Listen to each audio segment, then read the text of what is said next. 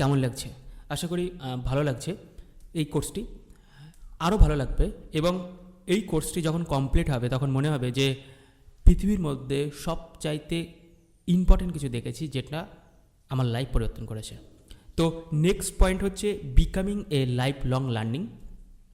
আমরা কি করে একজন গ্রেট লার্নার হতে পারি এবং এই বিশ্বের সর্বশ্রেষ্ঠ যেগুলো মানুষ আছে, ইম্পর্টেন্ট যারা আজ বর্তমানে লিড করছে, সেই সকল মানুষদের স্থানে আমরা কিভাবে যেতে পারি, তার জন্য কিছু প্রসেস আছে, কিছু সিক্রেট আছে, কিছু রহস্য, যে রহস্যগুলি এই কোর্সের মাধ্যম থেকে জানা যাবে।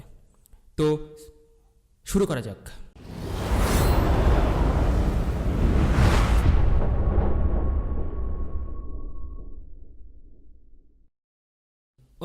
আমি কিছু প্রশ্ন করতে চাইছি, যে প্রশ্নগুলি খুবই গুরুত্বপূর্ণ এবং আমি চাইছি এই প্রশ্নর উত্তর লিখতে হবে। এই উত্তরগুলো কেন এত গুরুত্বপূর্ণ? কারণ যখনই আমার সঙ্গে সঙ্গে তুমি যাবে, আমি যে হোমওয়ার্কগুলো বলবো সেগুলো তুমি করবে, তখন তুমি দেখবে তুমি ধীরে ধীরে একটা নতুন মানুষ রূপান্তরিত হয়ে উঠছো। আমি তোমাকে 5টা প্রশ্ন করব। এই 5টা প্রশ্ন খুবই গুরুত্বপূর্ণ এবং এই 5টা প্রশ্ন প্রথমে লিখতে হবে। তারপরে আমি তোমাকে ভিডিও স্টপ করতে বলবো।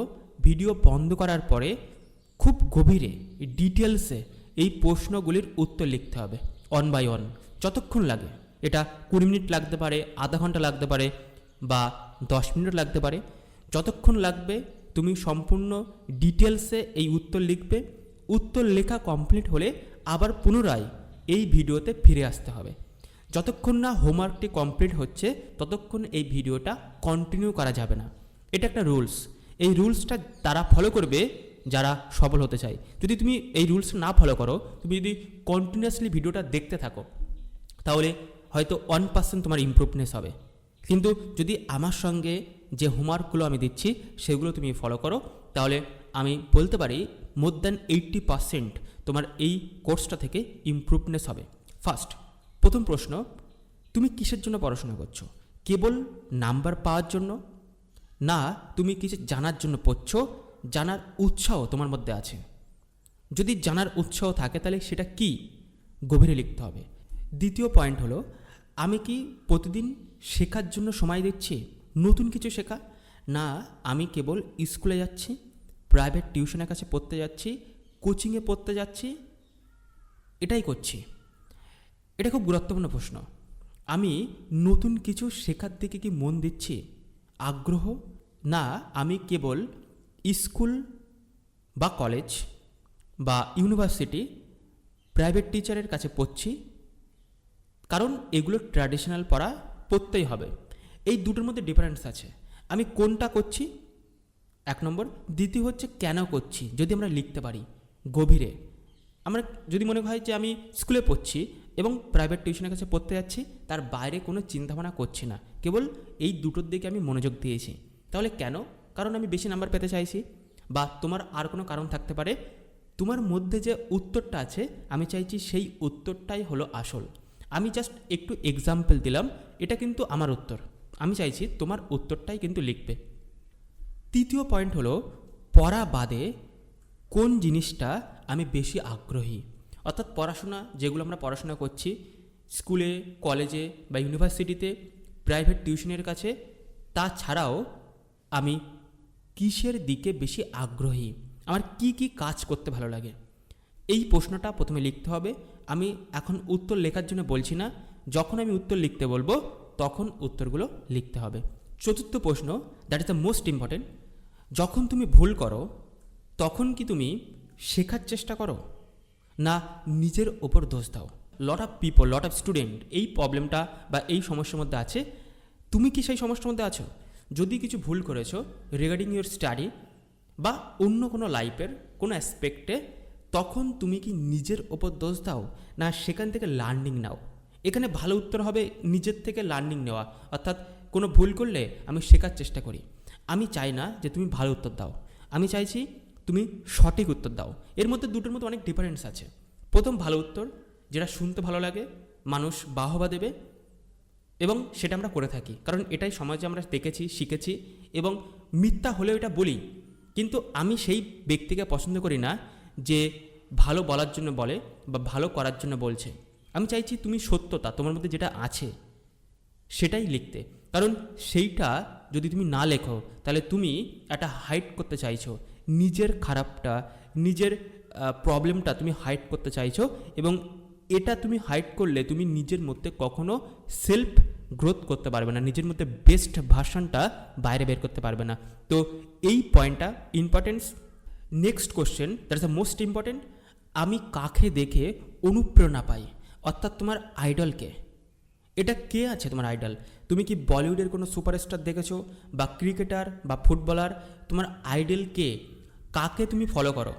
The most important person in your life. তো এটা কিন্তু বলার জন্য না, তুমি ফলো করো। অনেক সময় দেখা যায় যে আমি অনেক সময় ছাত্রদের কাছে জিজ্ঞাসা করেছি যে তোমার সবথেকে বেস্ট মানুষটা কি, তুমি যাকে ফলো করো। সে একটা অসাধারণ মানুষের নাম বলল, যে হয়তো লাইফে প্রচুর কিছু অ্যাচিভ করেছে কিন্তু তাকে কখনো ফলোই করেনি। সে শুধু নামটা শুনেছে যে ভালো কিছু করেছে, কিন্তু তার কর্ম কি, সে কিভাবে এগিয়েছে, তার কথা কি, তার কোট যদি কিছু থাকে সেগুলো কি, তার কোনো বই আছে কি, এগুলো কিন্তু সে পড়েনি। সে ভালো বলার জন্য বলেছে। আমি কিন্তু এটা রিপিট করছি, তুমি যাকে ফলো করো আনকনসিয়াসলি সেই ব্যক্তিগুলো কে কে। আমি যে প্রশ্নগুলো করেছি আমি আশা করছি তুমি এই প্রশ্নগুলো লিখেছো খাতাতে।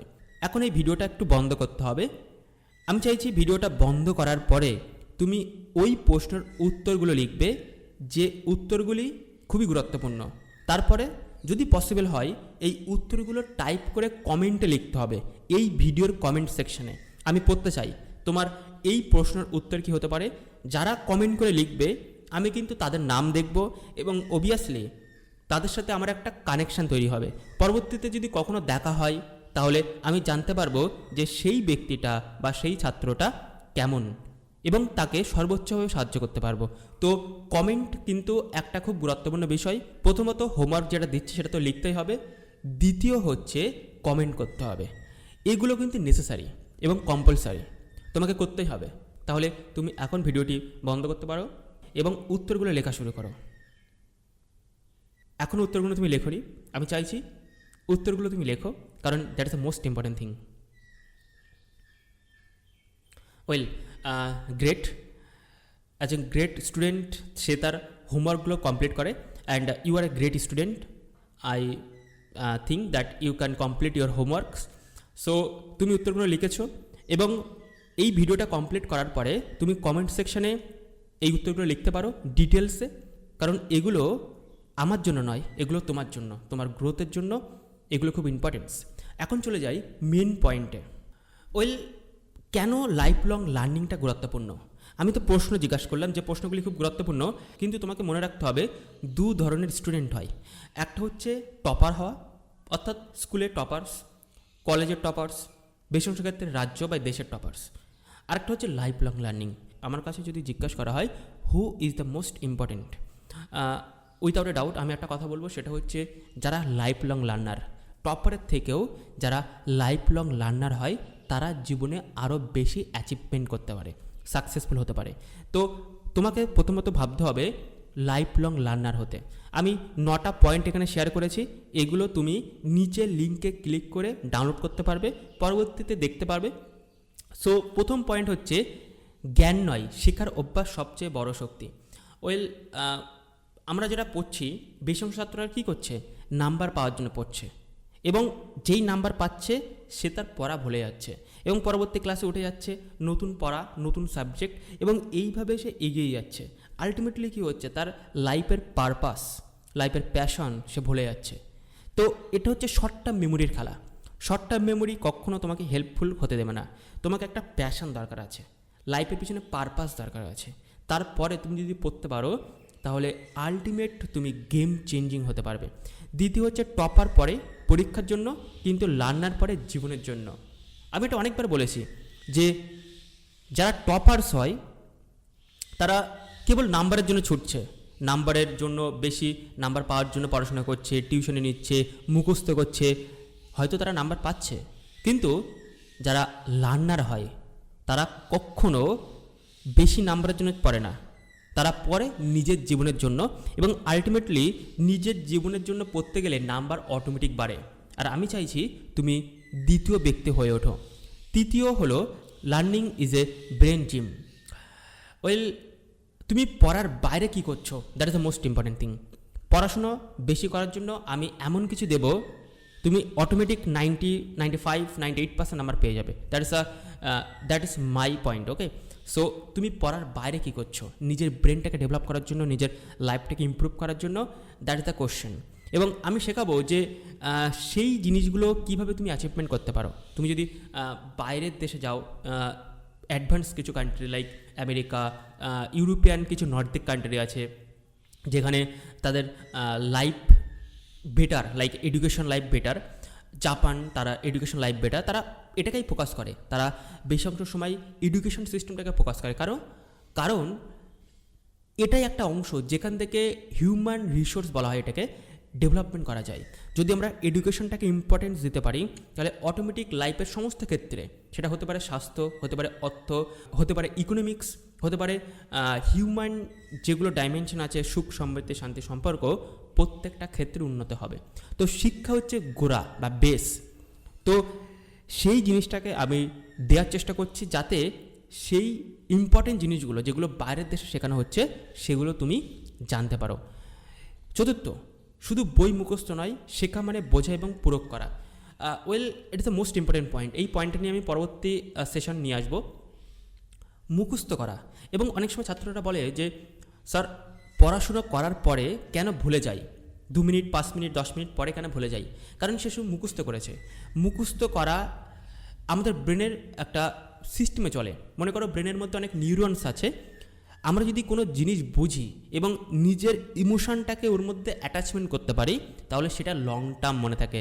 ফর এক্সাম্পল, তুমি স্কুলে পড়েছো, স্কুলে এখান থেকে 1-2 বছর আগের কোনো একটা ঘটনার কথা মনে করো। ওয়েল, কোনো একটা ঘটনা, যে ঘটনাটা তুমি আজ খুব ভালোভাবে মনে আছে, সে ঘটনাটা হতে পারে কোনো আনন্দদায়ক মুহূর্ত, কোনো দুঃখ মুহূর্ত, বা এমন কিছু মুহূর্ত যেটা সচরাচর ঘটে না। ওয়েল, নিশ্চিত এমন ঘটনা মনে আছে।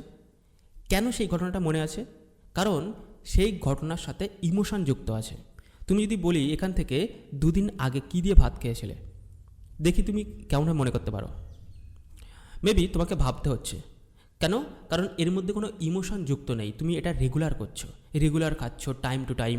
তার জন্য 5 দিন আগে কী খেয়েছো সেটা তোমার মনে নেই, কিন্তু 1 বছর আগে কোনো একটা বিয়ে বাড়িতে কী কী খাদ্য দিয়েছিল সব কিছু মনে আছে বা মনে পড়বে তুমি যদি ভালো করে ভাবো। তুমি যদি এর আগে কোনো বিয়েবাড়ির কথা ভাবো, সেখানে কী কী খেয়েছিলে, কেমন ড্রেস পরে গেছিলে, এমনকি কটা পিকচার তুলেছিলে, তবু হয়তো মনে থাকতে পারে, কারণ সেগুলো লাইফের মধ্যে ইমোশন থাকে।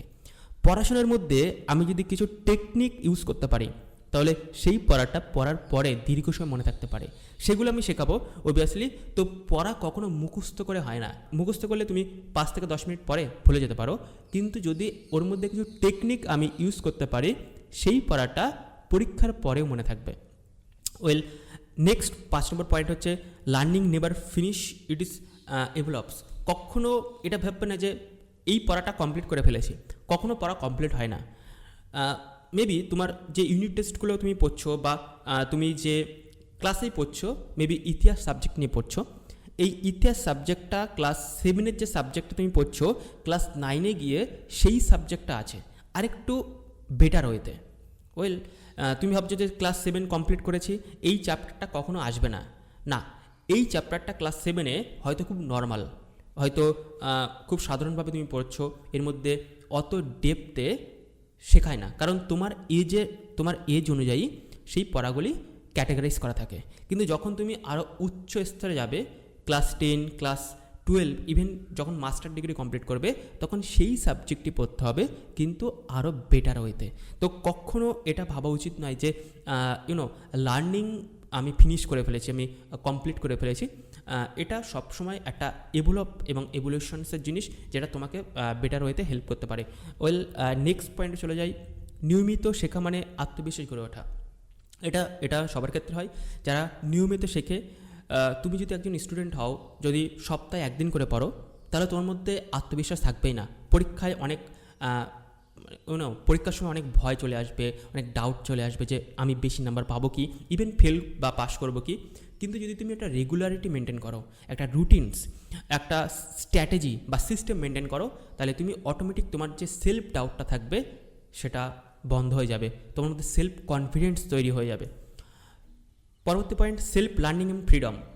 তুমি যদি পড়াশোনাটাকে মেনটেন করতে চাও বা কমপ্লিট করতে চাও, তাহলে তোমার মধ্যে একটা ফ্রিডম, একটা স্বাধীনতা তৈরি হবে। যারা টপার্স হয় তারা কিন্তু খুব ফ্রিডম থাকে, কারণ তারা জানে তারা কি পড়েছে, নিজের অ্যাবিলিটির জন্য তারা ফ্রিডম থাকে, তারা কোনো কিছুর জন্য কিন্তু আটকায় না তাদের। ওয়েল, তো টপার্স হতে হবে। টপার্স হতে গেলে কি শিখতে হবে? ওয়েল, তাহলে কি করতে হবে? নিজের ওপর লার্নিং করতে হবে। তো এই যে পয়েন্টগুলো আছে, এই পয়েন্টগুলো তোমরা দেখতে পারো। এই পয়েন্টটা খুব ইম্পর্টেন্ট পয়েন্ট, এটা তোমরা ডাউনলোড করতে পারো। ওয়েল, দেখা হচ্ছে পরবর্তী ভিডিওতে। পরবর্তী ভিডিওতে আমরা জানবো পারপাসফুল লার্নিং।